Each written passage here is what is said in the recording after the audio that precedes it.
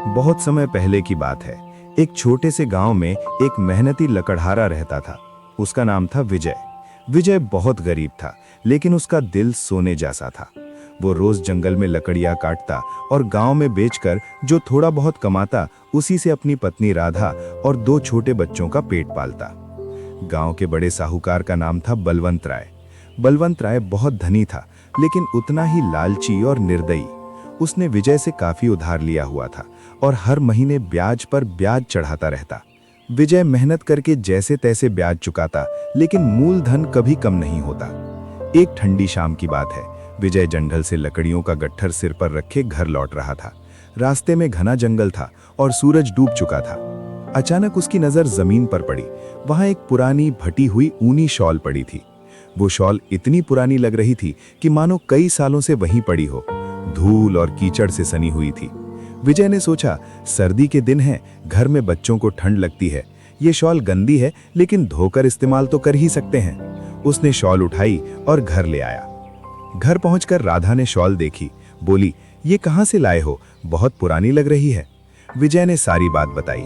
राधा ने शॉल को अच्छे से धोया, साबुन लगाकर रगड़ा और धूप में सुखाने को डाल दिया। शाम तक शॉल सूख गई।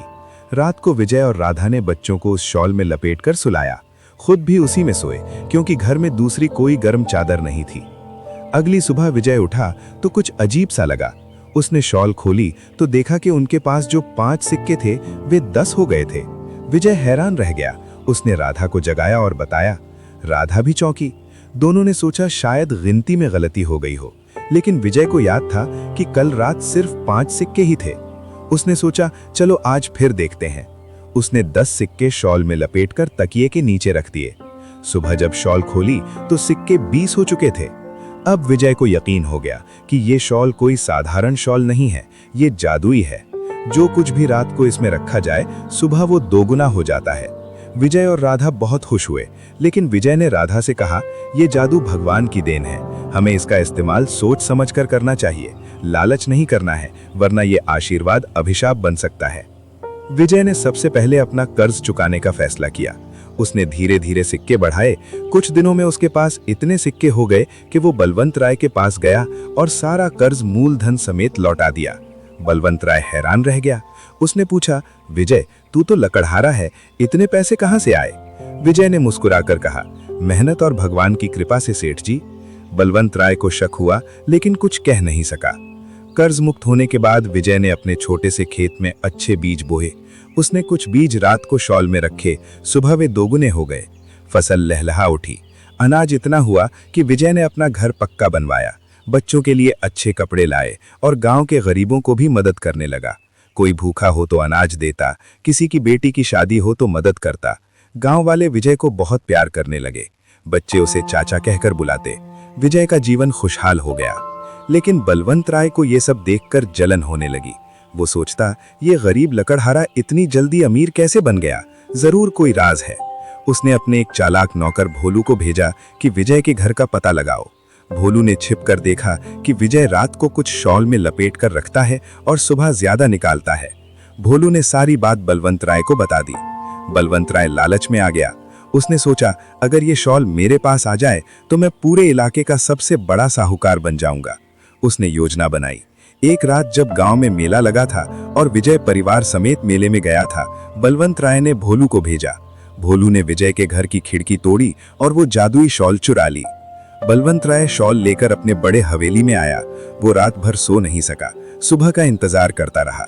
रात को बलवंत राय ने अपनी तिजोरी से ढेर सारे सोने के सिक्के निकाले और शॉल में लपेटकर बिस्तर के नीचे रख दिए। उसने सोचा, सुबह सिक्के दोगुने हो जाएंगे और वो और अमीर बन जाएगा। लेकिन सुबह जब उसने शॉल खोली तो उसका चेहरा पीला पड़ गया। सोने के सिक्के तो वैसे के वैसे थे, लेकिन उनके बीच में बड़े बड़े काले बिच्छू निकल आए। शॉल ने सिक्कों को दोगुना नहीं किया, बल्कि जहरीले बिच्छू पैदा कर दिए। बिच्छू बलवंत राय पर टूट पड़े। उसने चीख मारकर नौकरों को बुलाया। नौकर दौड़े आए, लेकिन तब तक कई बिच्छुओं ने उसे डंक मार दिया था। गांव में हड़कंप मच गया। बलवंत राय को वैद्य जी के पास ले जाया गया। उसकी हालत बहुत गंभीर थी। जहर पूरे शरीर में फैल रहा था। विजय को जब ये बात पता चली तो वो दौड़ा हुआ बलवंत राय की हवेली पहुंचा। उसने देखा कि जादुई शॉल अभी भी वहीं पड़ी थी।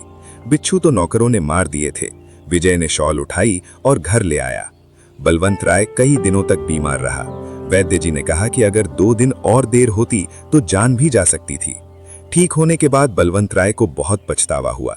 उसने विजय को बुलाया और रोते हुए कहा, माफ कर दो विजय, मैंने लालच में तुम्हारी शॉल चुराई। ये जादू सिर्फ अच्छे दिल वालों के लिए है, मेरे जैसे लालची के लिए नहीं। विजय ने उसे माफ कर दिया और कहा, सेठ जी अब से ईमानदारी से काम कीजिए, भगवान सब देख रहा है। बलवंत राय ने वादा किया कि आगे से वो गरीबों पर अत्याचार नहीं करेगा। उसने अपने कर्जदारों के ब्याज माफ कर दिए और गांव में एक कुआं खुदवाया।